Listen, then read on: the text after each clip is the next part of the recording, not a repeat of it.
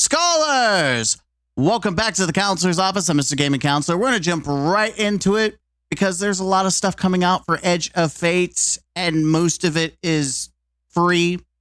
None of it, like half the stuff that's come out has nothing to do with the actual expansion. You don't have to spend a dime for it. So we're going to check out the stuff that is just Destiny 2 today with the portal. I know a lot of you are upset because I didn't threaten you with Fatebringer. Hell, why not? Subscribe or, your fate's in my hand, okay? That's right. Edge of Fate? Nah, Edge of Fatebringer. That's right. Subscribe. Okay, there you go. I did my threatening. We're going to watch the video by Datto. I'm watching Datto because he's what to say it? Out of all the ball fondlers out there and content creators, he's more likely to just say it as it is and not have to worry about like he's more likely to criticize things than try to overglaze them. So that's why I prefer to watch Datto. Datto's more my kind of person to watch without overemphasis. He also gets in the details, which is what I want, is the details. We're talking about the portaling. We're talking about leveling. This is the core feature of Destiny 2. This is going to be the future of Destiny 2. We're talking beyond expansions. This is the base game. And we're going to see if this is going to fix up some of the problems that Destiny has had when it comes to promoting to new players. Let's jump into it. Build of the Edge of Fate and is subject to change. Hello everyone and welcome back to a whole new world where today I would like to talk about the... I'm being nitpicky because some of this I have not watched myself. So we've got modifiers. So we have normal, advanced, expert, master, grandmaster, ultimate. Which is weird that they call it ultimate, not ultimatum. And then it's contest, but it's not contest. So it makes me wonder if contest mode is going to be its own thing. You can't see it on my screen. It says difficulty hard, your power, the combatant power. Then it tells you like your reward rank. And then the modifiers, which lets you increase the challenge multiplier. Rage and caltrops, difficult Bane Rage. Rage affect combatants deal increased damage and have increased damage resistance as their health level declines. Caltrops affected combatants drop damaging elemental pools during combat. Yeah, I mean, the Banes that we know and love. At least I like Banes. Portal, I would like to talk about leveling and some other changes coming to the game. Ooh, there it is. Yeah, that was probably worth the biggest boost is locked. That's going to be interesting doing ultimate, like if you do ultimate raids and you have locked equipment. Ooh. The Portal is Bungie's attempt at a new way to interact with Destiny. The director menu has become incredibly daunting over time. The Portal. Sorry. So we got, let's just look at it. We've got, your seasonal tab or your event tab. You've got your Edge of Fate expansion. You can click here to play. You've got the tower, which is great. There's a quick button. We've got seasonal hub, which I'm sure is going to be like the season pass and all that stuff. We've got Crucible, Pinnacle, Fireteam, Solo Ops. If I'm a new player looking at this, I don't know what the fuck I'm doing. I'm sorry. Outside of the current expansion, which is great, I feel like, and I've seen this multiple times, I feel like, and I'm going to say it now before we get into the trenches, for the new player experience, they should have had a timeline for you to, like a node that's a timeline to play the full Destiny story from campaign to campaign to campaign. Like you want to catch up on the story, here's the timeline node. Play it this order, play all the campaigns that is still in the game, and then, watch the cutscenes or whatever you need for whenever else, and then you can play the rest of the game, right? I feel like that needs to be the initiation. Is here's a node dedicated to teaching how to play Destiny. Here's the introduction. You go into your first campaign, which is what? Shadowkeep, that's still in the game. Go in, Shadowkeep, then Beyond Light, and then you go into Witch Queen, and then Lightfall. That's the one I was arguing about. And then finally the final shape, if you have it, right? Obviously, you'd bypass the node wouldn't unlock if you didn't have it, and you'd go to the next part of the tutorial or you'd be able to, you would auto skip it, right? and you just go into the story, you get like a little, like a video clip instead, right? Like, oh, you don't have access to this? Here's this. I'm going to just say it right now. I think they should just make anything from Final Shape back free. Just make it all free and then let people buy the new stuff and get caught up. That's my thoughts. I'm just putting my 10 cents out there just so we can make it clear. That's how you make the game better. Maybe I'll make a video on new player experience and what Bungie's not doing. But first, let's figure out what the rest of the portal, maybe they do have an option and I've not seen it. So let's jump in. I just want to put that out there before I forget. Is Bungie's attempt at a new way to interact with Destiny. The director menu has become we have completion rewards over time, leaving players who aren't as locked into the game kind of confused as to what to go do. Bungie's goal with the portal menu is to make things much clearer to understand and get people into gameplay significantly faster than you usually would. I'm guessing a lot of you will pop open the game, fly to the town. So I see. So it looks like it's a bunch of like public spaces / lost sectors. Maybe they made revamped, and it looks like these are tier 2 loot. Like you can see the tier that they look at. Like I don't know if that's interesting. Tower, check some menus. Is there any tier 4? No, these are all tier 2. So is solo op this tier? Oh, it's because it's normal. So if you play like master mode, I guess you get the better loot.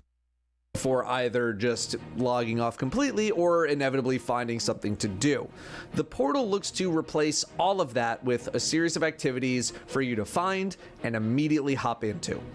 Where's the raids? Get to the portal, though, I want to explain leveling in the a rotating selection of activities at higher difficulty, 1 to 3. So that's achieve grade B or higher to earn this reward. So Empire hunts, the inverted, so strikes, battlegrounds, but where's raids? The edge of fate, because once you understand leveling, Pinnacle? the portal is going to make more sense. I'll probably make another video when the expansion launches purely on this topic, which will reiterate a lot of things in this video. A lot of loot. I'm not sure. Of a preview now so that people can start to mentally prepare. In the edge of fate, we are getting a big stat and number crunch. Our current power floor is 1900, for example. In the edge of fate, everyone's getting reset back down to 10. Then from 10, I don't understand why they keep doing this. I guess because it's the big reset. Like this is supposed to be like the Destiny 3, even though it's not Destiny 3. It drives me bananas that we continue to go up and down, up and down, up and down, up and down. It is so mentally annoying. Just fucking do by like 1, 2, 3, 4 up to level 100 and call it a day. Like, why is it just going and going and going? It's just we go up and then we go back down. It's just annoying. If you play the game, if you're a new player, you're like, okay, cool. But as a player that continues to play the game, it's just annoying. It's not game breaking any means. It's just annoying. To 200. If there was ever something that you could say, man, you're just bitching. Yes, I'm an old man bitching. Is the persistent level. I'm not even really that old. Range. From 10 to 200, you're just getting any kind of gear, you're infusing it up, same kind of deal that we're used to. I assume this will mainly come from playing the expansion story content. We have that world tier system coming as well. So I'm guessing the bulk of this leveling up to 200 will happen in the campaign experience, but it can also happen. Okay, so it looks like this is a what, tier 2? Just a generic drop. Okay. 28 power. Built to blast. Game aim assist, ability, flinch. Yeah, that looks like a shit perk. I think in the portal. After 200, so 201 and higher, is the seasonal level range. Although I don't think we were told what the seasonal level cap is. So either they're still finalizing it or it doesn't even exist. I don't even know. How do you get gear once you're done with the campaign or outside of the expansion destination? Introducing the portal. When you boot up the game and load into the portal, you're going to have some options on the bottom of the screen. Solo, Fire Team, Pinnacle Ops. We know these already. Load up one of these menus, and you'll see a range of activities available to you. These will be the activities available for the next few months until the mid-season update, which will shift things around. These activities can be basically anything that Bungie wants to cycle in from any range of content. For example, the Coil and Savathûn Spire were activities that I could play at the preview event. Okay, so I know I saw a tweet that someone said that they think that the stuff that we we just saw Battlegrounds, and some of them were from Echoes. So it seems like this episode stuff is staying around. Like, so if you like the Dreadnought, there's a good chance that it's actually staying.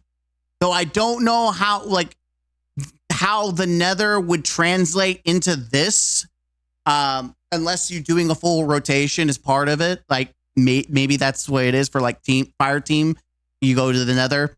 I just don't care about anything else. The Nether, even the Nether gets boring. But for farming this, if you're telling me I could farm the Nether for my power to get up to where I need to be, I would farm the Nether all day, every day, if it's as generous as it is with loot currently. I doubt it would be. But if they made it somewhat generous, I'd farm that all day. But man, I just could not care less about Echoes and even Revenant, unless Onslaught. Onslaught is fine. Solo Ops has had some custom activities made for it. The Salt Mines, for example, is a section of the EDZ that's been turned into its own activity. And I have already given feedback on this activity, and I hope Bungie buffs it up, because I had notes that were not positive, at least for the Dread version of it. Anyway, completing these activities. And so apparently what it was, the Dread version has no enemies. It's apparently really boring to do. It's just a lot of walking.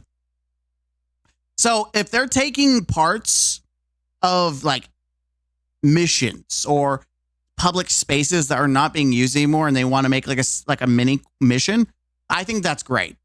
I think there's a lot of unused space and parts of the Destiny world that just nothing's being used there. So if they want to make their own custom little mission that you can do to farm, I think that's fine. I'm more okay with them reusing assets that have not even been used and making a custom mission using those assets than just having you go to them to kill trash ads. Go to Exodus Blue in some corner of the map that's never used and plant a beacon, and there's your mission for seasonal content.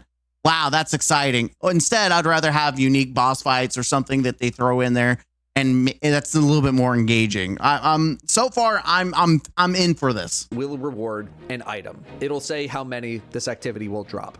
Look closer, and some of these activities have green engrams, or maybe a specific weapon or armor slot linked with it. Green engrams means that activity will drop additional bonus loot on top of what you would normally get, and I believe these reset daily. So the goal here would be to find all of the activities that are giving out some bonus loot and focus on doing those first to accelerate your gear grind. Yeah. The same goes for a specific armor or weapon slot that you're looking for if you need something more focused. They finally did it. One of the biggest pain points of the power level grind was always getting bent over and spanked on the ass. They finally introduced a way for you to target farm what you need in that moment. I can go to get my arms if that's all I'm needing to bump up. Thank you, Bungie. Holy. If I open up Fireteam Ops, it is showing. It took you years, but you finally did it. The game might be on its death throes, and the player population have already left, but you finally did it. Items dropping from the Inverted Spire, along with some bonus drops. Oh, they're right there. Delve, that battleground. So that's Echoes. So that's sticking around. Items a little weak. Boom, I run the Inverted Spire. I'm going to get a class item. Pinnacle Ops is showing a specific weapon for the day, and you're seeing the Wisp. Wait, Pinnacle Ops. So I'm only seeing exotic missions? So where are the raids then? In here, Starcrossed is here, Kel's Fall is here. You'll also be able to hit some PvP playlists for bonuses or targeted farming, and for the first time you'll be able to level up purely through PvP if you want to. While we're here, real quick, I'll talk about the cutting. I wonder if they're going to do a whole release explanation for PvP, Because I feel like PvP need something. PvP needs love right now.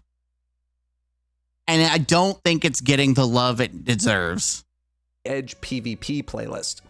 Cutting Edge is where only new gear is allowed. New gear is marked with a blue flag underneath the symbol representing the current season or expansion, the newest items in the game.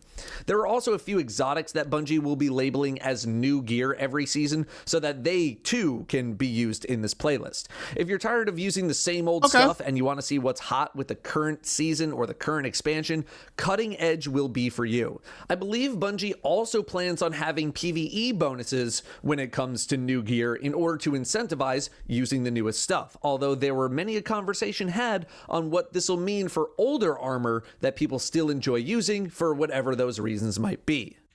I think they're trying to be very careful, and if I was them, I'd be very careful what they try to do, because if they step on too many toes and make it to where everyone's stuff is outdated, it will feel like it's sunsetting 2.0. Even though they can still use it, people don't like anything that has to get rid of all their loot unless you make it entice them in some way. Like, I think the tiers system is going to be a fantastic way to entice people to move on from their old stuff.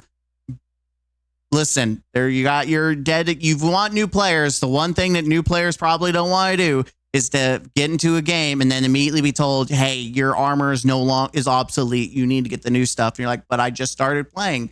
What do you mean? That is just, you have to be very careful how you handle that stuff. Bungie doesn't want to limit people too much anymore when it comes to the power grind, and they're trying to bring some meaning back to the power grind on top of making it easier to target farm items. As a result, there does not appear to be a cap to how much you can level day to day. You can just keep grinding away as much as you want. Previously, we used to have... Oh, there's Onslaught, so it's a fire team thing. And it looks like you can get tier 4. That's cool. Daily or weekly caps on things like the Coil tier 5? Oh, okay. I'm assuming that's what that is. A Vanguard Ops playlist or something like that. That is gone. I'm not sure what the deal is with stuff like raid loot, though, but within the portal, you can grind however much and however hard you want to grind. The only cap on leveling that I know of is the mid-season cap, which is 450. Okay. Now, how easy or hard that'll be to achieve in 3 months, I have no idea just yet. As you level up, you will gain access to more difficulty. I think removing the cap was the smartest thing. Let players play how they want and when they want. You're making your casuals happy because they can feel like they can play the game and not feel behind. And then you're letting your sweaties play how they want. And then it benefits everyone else, because if I bring in a new player to do like an exotic mission and they're way lower than me, then as long as it still works this way, my level should bring them up to power level. They'll be like a couple levels below me. But essentially, it benefits them to remove the cap, let the sweaties play how they want to play, and then they can end up pulling the other people who aren't necessarily sweaty into the fold, because they'll have that new power level system, unless they remove it, which I hope they don't, because it really does allow you to essentially bring in people who don't have time to grind versus the people that do. I think that this solves both worlds, especially if you are bringing in your friend. You can sweat your balls off, and then like, hey, I'm going to bring you in. You don't have to worry about it. We're just going to play the game, and you're going to casually get your level up. I've already done the grind for you. Let's play the game. Options within the activities in the portal, which increases the tier of gear that you're getting, which has more stats available or more perk options or more enhanced perks on your way to tier 5 loot, which will be the best in the game. Speaking of those difficulties, let's take a look at what pops up we saw when this. you actually select an activity. In this, there's actually a tutorial to explain what this. I never thought I would say this, but Bungie actually took notes from Destiny Rising. Example, we have unlocked the expert difficulty. If you just want to run expert, if an activity can be customized, modifiers can be added and removed. Modifiers allow you to have better control of your activity experience, increase your difficulty further with harder harder modifications or add synergy to your build. And then you can see the drop. As is, feel free to run it as is, or make it even easier with positive modifiers. But activity forecast. Editing the modifications and difficulty for an activity will change the possible rewards. You can view the new potential rewards in the rewards panel. And it's like, hey, it's right here. This is what you can expect. You can this primary reward. It's a 223 up to what, 3 or whatever. Get a C. The harder you make the activity for yourself, the better your loot will become. Each activity completion is given a score/grade. To get the best rewards possible, you will want the A rank. That's as high as it goes as far as I know. There's no like S rank or anything. The game will calculate what score and grade it believes you will get with the modifiers you selected. And despite a small sample size, it is moderately accurate. It will be hard to get an A rank from what is predicted to be a C+ grade, for example, but it's also possible to grade worse than predicted. I did a run where I only got a B+ when A was predicted because I went too slow and just didn't perform very well. So you pick your modifiers, which will increase your score, but also increase the difficulty. Enemy levels will increase, they'll gain bonuses or banes or whatever, but you control all of it. Then you run the activity. I was told that this system is mainly balanced around simply beating the activity, not trying to speed run it or get super high scores or anything, but there is a loose time component that will affect your score. There's a time multiplier. In solo, I mean, this is solo. You've got to water it down a little bit. The solo ops, you got to expect these are going to be your dads and people who don't want, who have social anxiety. Like you're going to want to make it somewhat easy for them. Ops, there is also a randomly assigned objective to complete within the mission, something like get kills or precision kills or weapon kills or ability kill, something with killing. Really, it's simple. The higher your grade, the higher level or quality loot you will get. To give a random example, let's say you're at 200 power and you run an activity that gets you a C+. You might get like a 202 or a 203 drop. That same activity run at a B+ or an A grade might drop a 205 or a 206, something like that. It might also drop at a higher tier, depending on the chosen difficulty. Pretty similar to the experience nowadays of getting a powerful tier 1 versus a powerful tier 2 or tier 3. The harder a thing is, the higher the power level or tier that it'll drop at. Okay, yeah. Makes sense. Which brings us to infusing this new armor. I didn't get the most extensive breakdown of this, so some things might not be completely accurate here, but it is still pretty representative of the experience. From 10 to 200, you got enhancement cores. Burn all those as much as you want. I can't remember if you still use upgrade modules as well, but either way, from 10 to 200 should be very familiar. But starting at... Oh, wow. So you actually are just straight up using your enhancement cores. Yeah, I mean, that's pretty much what we do anyways. Oh, no, you also use... So we're not using Ascendant shards or anything like that? Well, that's exotic too. Interesting. 200. You will utilize the unstable core instead of the enhancement core to level your seasonal power. Seasonal power is gear you acquire after power 200. All right, increase power 200 by attaining new gear with seasonal power. Earn highest seasonal power. Okay, so it's just essentially the artifact, but built into the armor. My question is, how do you get these unstable cores? And the seasonal bonus levels that we used to get through the artifact are no longer there. It's all done through this gear. Unstable cores are used to level up your seasonal power.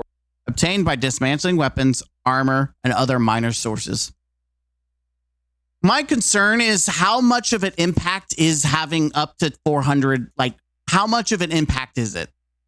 Is this going to be the only way you can play like ultimate mode or master mode? Is that you have to do this now? You have to continue to grind armor over and over and over and over again. Like I do see this being very redundant after a while. I think, yeah, I do find this to be it's possibly redundant. and can be mainly obtained from dismantling this kind of armor. Although I don't recall if the armor needs to be over power 201 or if it's any armor. I'm guessing it needs to be 201 or higher though. It otherwise works the same way as Infusion has worked though. Infusion costs a certain amount of cores, you spend the cores, you infuse your armor, done. However, now instead of a flat one upgrade module cost, the cost scales based on how many levels you are increasing the armor. Going from 200 to 205 is probably a lot cheaper than going from 200 to 250. When it comes to tier differences, there is no cost increase in core requirements though. So infusing a tier 2 into a tier 4 does not cost any extra. The only thing that matters, it would be really stupid of them to be like, hey, because it used to be back in the day, you could transfer warlock stuff into hunter stuff. But that was way back in the day. I'm talking about way back in the day. But making it to where, you can only do tier 3, tier 4 stuff, that would have been really stupid. So armor should just be treated like armor for infusion purposes. So I'm glad that's what they decided to do. Is power. I don't have exact values for how many cores it's going to take to do this. I literally learned this information with an hour left at the event. Most notably, though, unstable cores expire at the end of a season, which are now 6 months, requiring you to rebuild your reserves for the... When you think about the fact that 6 months is a long time. That's why I want to know. That's the big concern here. You need to get to the 400 or whatever. That's the cap. But where would you need to use that? And how long would you be gate kept from achieving that content? That's where I'm interested in. The next season. Everyone starts from scratch every season. I'm guessing this is for a couple of reasons, but I assume the main ones are that Bungie wants people to more directly engage with the power grind, which is to say, not hoard tons of materials. Bungie is looking to have decision making actually be a factor in this game again to some degree, and I talk about this a little bit more in my stats video, which is also available to watch now, so check that out when you're done with this one. At the end of a season, everyone's power will get reset back down to 200 or wherever you were in the persistent power grind, and you will start the leveling process over again. I think this is going to be... I'm specifically not talking about specific things because he has other videos or other people have other videos I'm going to look at. So we're just looking at the portals. That's why I'm not taking time to pause every little thing I see, just so you know. A rather big point of contention just hearing me say this versus actually playing the game, and I want to actually experience this grind before I'm willing to come to any sort of conclusion on it. I agree. I do think though that this is going to feel overwhelming, I think, to new players and returning players. I do think it's such a dramatic shift that it's going to be just more Destiny for us Destiny players, people who play and who are like, we've been through the waves, but for a new player, that's a lot of grinding to ask. But like I said, if they keep the system where it is now, you can pull in your buddy. But if you're a solo player, I don't know. I don't just hope that no one's going to look at your light level and boot you, and hope the LFG isn't going to be an asshole about it. Because we know LFG is an asshole unless you're playing with your clan members and they don't care. Because you're like, okay, we're going to lift you up, so it doesn't matter. But you're dealing with LFG. LFG is kind of full of assholes. I'm sure a couple weeks into a season, we're going to be drowning in unstable cores regardless, so I'm not sure how impactful that's going to be just yet, but at the very least, I think Bungie wants to halt some of the currency hoarding that has been so prevalent in the past. They also need to fix the currency. I think I'm going to make a video on that because the currency in the game is just horrible. All of these values can be changed based on feedback as well. So at the moment, I'm not super concerned because we just don't know how it's going to play yet. I realize that set bonuses and varied armor stat packages might drive even more infusion than ever before though, which can potentially make things feel very limited if the amount of currency being given out is too low. People don't like to feel limited in their build crafting potential because they didn't have enough cores in order to make a build happen. I will be more than happy to give the feedback that I think that's fair. I think with so many different sets, it will probably feel bad, especially if you have a PvP build, a Gamba build, and then you have a raid build. Like you've actually invested. Now you have to use this currency to level all that crap up. Especially like, I hope they're pretty generous. Distribution is too low, if it is indeed too low, if the grind is too long, or if it's not fun, all that stuff. I'll let you know because I'm brutally honest, and I'll let you know. I just can't judge it literally at all from this preview event because that is not the kind of system that I was interacting with at this event. So, what else is going on in the portal? Let's check out a brand new thing called the Seasonal Hub. If you played Heavy Metal the week that it was out, this menu should look pretty familiar. You got your rank track at the bottom, you got your daily and weekly challenges for bonus rep, you have your sub menus on the left. The play Where's the season pass? That's what I want to know. Where's the season pass here? Button on the left. So the second button will bring up relevant activities to that particular event, and the title button. So we have Grandmaster Conquest Whisper. What is that? So that's like a strike. This is an exotic mission. Strike. That's a hunt. So are they making exotic missions into Grandmasters? If that's the case, that's great. Like they're making some of this older content more being used. That's I'm okay with that. I'm okay with that. And under that, we'll show you what you need to do to get the now revamped Conqueror title or whatever title happens to be linked with this. That is so different. Complete all triumphs for conquest within the seasonal hub. This title can be gilded. Maybe that I'm still going to say that I don't think gilding is going to fucking matter because the main problem is no one gives a shit about gilding. But if this like persists, I don't know.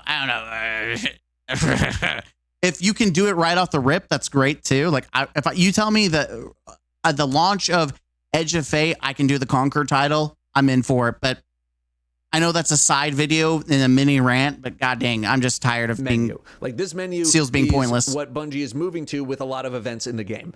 Arms Week, a new event, or I guess like a revamped one, also has this menu style. Wait, Arms Week is going to Ada 1? Ada 1 waits the shooting range in the tower. Visit her to obtain volatile weapon mods, experimental but powerful upgrades for this week's featured weapon archetype. But okay. About the weekly rep track first. This is a rep track that resets every single week, and it is stocked with various rewards, strange coins, materials, engrams to level you up, bright dust, exotic materials, and something else that I'm not allowed to talk about yet. Each daily challenge gets you 1 rank's worth of XP, while the weekly gets you 4 levels, or like however many pluses there are after XP. I bet it's an exotic weapon or a seasonal weapon that they don't want to showcase just yet because it's a seasonal, so maybe it's in the future. I don't know. Although I do think there's an extra bonus rank that you get if it's your first daily of the day or like first daily of the week or something like that. Point is, there's a bonus for doing one of these the first time. There are 5 weekly challenges, so if you get all of those done, you will hit the max rep for the week. It's 20 ranks. Now, there's a little more going on here that I can't talk about just yet, though. I had to cut some stuff out of this video because they're keeping it a secret for now. In terms of the Conqueror title, it is no longer just do all of the GMs and call it a day. It is now based on something that might be getting a bit more attention from the general player base. Seasonal conquests. These are activities with their own custom modifiers that you cannot change, similar to what a GM Nightfall experience is like today. Like you can't change the modifiers on a GM, but with multiple difficulties. And they're meant to be a test paired with the... Whoa. So this seems like this is as is. I just realized it goes from expert to master to grandmaster to whatever the hell this is. And I see the light level. So it does require 410. So you are level capped. You absolutely have to get to the max, the seasonal level 400 or whatever, in order to even do it. That sucks. That sucks. So that means it's going to be, maybe trials will be the same way. Like, I don't know. Like, I feel like some of the in-game stuff, you should be able to just jump in, and the challenge should be itself versus, oh, you need to be this light level. I don't know. I'm not a fan. Level grind. Once you unlock the mission from hitting whatever level you need to get to, you run it and you try to beat it. Beating Expert, Master, and Grandmaster will progress your title, and a difficulty above Grandmaster, Ultimate, becomes available at the highest levels. Although at the moment, Ultimate does not appear to have any titles or seals attached to it, but I have been told that there may be an emblem involved for beating some... I realized why he hovered over that, because Counterfeit was the modifier that no one fucking likes, and it's back. Ultimate content. Another thing that might be a point of contention are exotics. I've been told that exotics will be locked to around a tier 2/tier 3 level as of the Edge of Fate. As a result, you are probably not going to need to regrind exotics too heavily. That being said, players will be given 20 vouchers to use. Let's be honest, you're absolutely going to grind your exotics. That is such a lie. If tier 5 gives you 11, like lets you get like almost like how many stat bumps, you absolutely are going, especially if you're trying to do end game stuff, you're absolutely going to have to regrind your exotics. Let's not lie. If you're playing casually, it has probably no impact on you. If you're playing PvP, probably not. If you really need them in max, maybe yes, for like trials. For your day-to-day stuff, probably not. But for day ones, your Grandmasters, Conquest, whatever it's called now too, anything hard difficulty, absolutely you're going to want to min-max your builds for. Let's be honest with ourselves. At 801 to purchase exotics with whatever new stat package you would like. These vouchers are account-wide, not character-wide. So you could buy a bunch of the same exotic hunting for some kind of a god roll, or you could buy 20 unique exotics to have an updated arsenal. It's up to you. Rahul's system of exotics isn't really changing, but he will be decrypting stuff under the new stat packages. I think that is most of what I wanted to cover about the portal and leveling and all that kind of stuff. Now, if you want the old director menu, that's not going away. It's just called the world tab now. The world. Next to it. But I feel like I heard Bungie say that they would not be updating this map. Like, Kepler isn't on there on the map, and I was kind of hoping that they would, so we'll see what's up with that going into the future. It does seem like things are shifting towards this portal system for the foreseeable future. I'm sure I also missed some stuff here as well, so we might learn even more once Bungie starts dropping some of their articles. How do I feel about all this?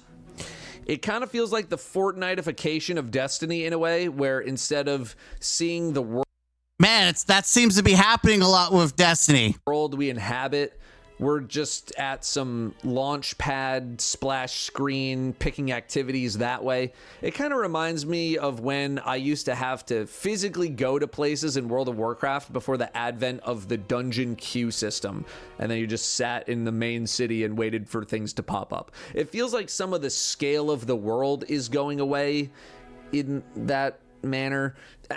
I think that's fair, because if you're looking at the screen, you don't even see the world. Like, you don't see the universe that is Destiny. You're opening up a menu at that point.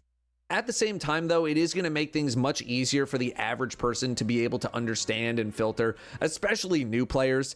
Being presented with a screen like this, the portal, is probably a bit less daunting than the old director map. I do agree. Tons of... I think opening up the world, you're like, where do I go? I still think you're going to see that here, but if you see, like, I still think it's going to be the same, but to a lesser degree, it's not going to be as overwhelming. If you see like all these planetaries, you're like, which planet do I go to? Here, it's like, oh, solo? I'm going to play this first because I don't know what I'm doing, so I'm going to play solo. That makes sense. Icons and submenus of destinations, of which you're not really sure what's worth doing and what's not worth doing. I'm interested to see how it plays out once it's actually implemented, though. I personally don't mind hopping into the tower and pre-planning my route through the game. I imagine plenty of people have gotten used to it, but that's because we already know how it all works. True. Onboarding new players into that system is a lot more difficult, especially with very little guidance in-game. So we'll see. Maybe I'll bring back my friend Spencer for another That's the problem. Onboarding. crack at Destiny once all of this is out, and we'll see how an actual new player feels about it. In terms of the leveling stuff, loot is being tiered off in a way that I don't think people are very used to. But at the same time, the loot that we have right now in the game is equivalent to a grind that doesn't really seem that brutal. If he's talking about loot, we'll talk about loot later. That kind of stuff feels mainly like a time-based, a tiny bit behind in an activity instead it was too easy, although I guess we'll see. Neither did I. I'm wondering with the revamps and the unlimited grind available to people. Oh, he's talking about power level now. Okay. If that is going to change any perceptions of the experience. This first time through might feel more novel or more fun, but is that novelty going to last a second time, a third time? Okay, so he's pretty much saying what I said earlier about it might get redundant or boring. Yeah, I mean, if we're talking, I think that this does do a better job of navigating the world. I'm going to be brutally honest, though.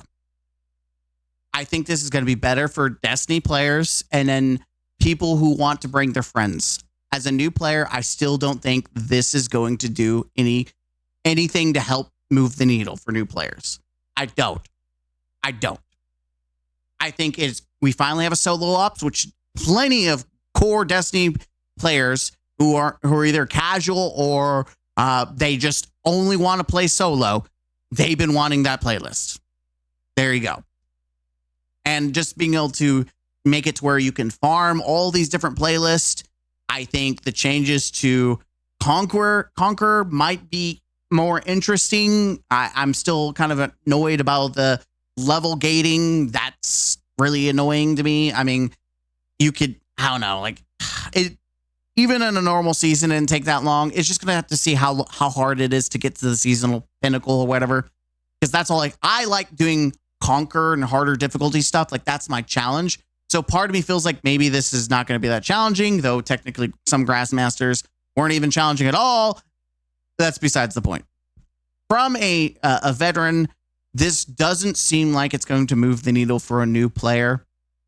I think it's a step in the right direction. And you've got to build foundations to stack on top of. You got to start somewhere. So making it easier to digest, I think is great.